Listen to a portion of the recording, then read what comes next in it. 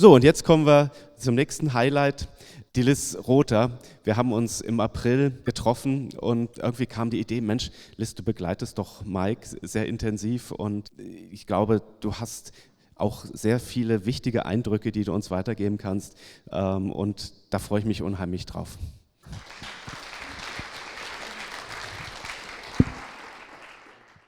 So I am now in the Landzone. As Mike's partner, it has been my good fortune to travel along in the sidecar of Mike's Kata learning journey, in the Kata sidecar. Perhaps some of you will recognize Mike in this picture. Because I live with Mike, I've learned quite a bit as well about our habits of thinking, what inspires us, how we react to new information, and how we behave when we have a goal that really matters to us. Mike is a fearless and persistent researcher. Sometimes doing the research was tedious and difficult and frustrating. It did not always fit well with our daily life. And many days there was too much information at our house. All topics were open for discussion, and perhaps you will recognize me and yourself in this picture. But I can honestly say, at the end of every research topic, the results were different than I had expected. Instead of confirming my biases, the research usually changed my thinking. Best of all, I did not die from all the new results, and life started to feel more like this. I think maybe I am like a typical learner that you might encounter as you try to explain Toyota Kata and scientific thinking to someone else. Konstantin asked me to present my top 5 observations so far, so here they are. Number 1, shock. My brain does not work the way I thought it did. This is hard to accept. We all think that we are open-minded, but we really act out of habit far more than we think we do. Our habits of thinking are very strong, even when they don't make sense, and even when they don't help us. I had already noticed this in my 20s when I saw myself and others repeating behaviors that weren't getting the results that they wanted. I saw people doing things just because it was familiar or comfortable, but they couldn't explain why. And we all do this. We procrastinate, we eat the wrong things, we avoid painful discussions, we work too long at a job that we aren't enjoying. I thought my job in life was just to get better at accepting my environment. I thought of my brain and my perceptions of the world as a container that I would just pour more information into. And I had no idea of a way to start changing my behaviors in an effective way. I had no idea of brain plasticity. But I learned this is not how it works. The way we learn deeply is when we work toward a goal, using experiments and moving slowly. Point number 2. Toyota Kata seems to work best when curiosity is present. I see 2 kinds of curious people. There are those who are born that way, the ones who are always questioning. They're driven to try things. They want to collect information. They are okay with being surprised, and they don't mind being wrong. These kind of people understand the value of Toyota Kata almost immediately. But the second group of people become more curious over time. When their experiments reveal things to be different than they expected, then they become curious.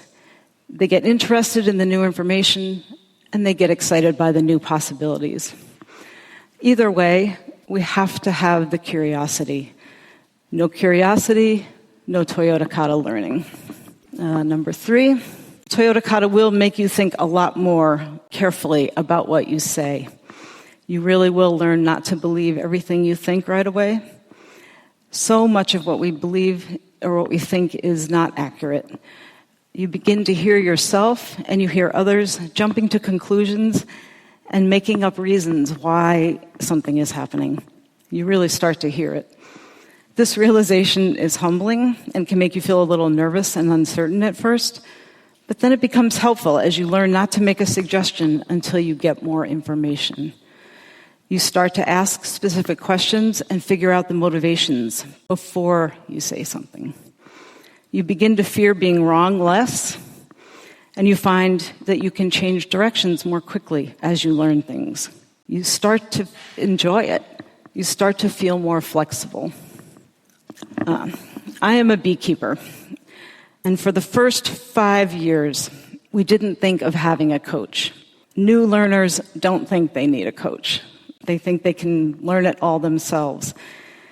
In one particularly bad moment, we saw worms and moths in an empty hive. There were no bees, but worms and moths. And in a panic, we threw the whole thing into the fire. Turns out that the moths are nature's cleanup crew. It looked terrible, but it was fine. If we had had a coach, I don't think this would have happened. Beginning learners have a lot of experience, and they're likely to resist someone telling them what to do. Try to help them get over this hurdle because guess what? Beekeeping and most other skills are much better learned with a coach. Number 5, practicing Toyota Kata has what I call a magic moment. I have watched this moment so many times during Kata in the classroom. The group is a table full of individuals. Some are big personalities, and they talk often. Some are bored. Some have many ideas. Some are on their phones. But then the 5 questions get asked, and after a few rounds, there's this moment. It's the moment when all the heads turn, not toward the biggest personality and not toward the next suggestion, but instead toward the challenge and the information that has been learned and toward the next experiment. You can see it in the body language. The people, they turn toward the problem, toward the interesting things, everybody, and they start to work together. And the 5 questions and Toyota Kata and scientific thinking, they give you a common language, a way of proceeding toward a goal. You can watch it happen. So, your learners, normal learners like me, may experience these 5 moments of clarity. Shock that their brains don't work the way they thought. 2, they will need some curiosity.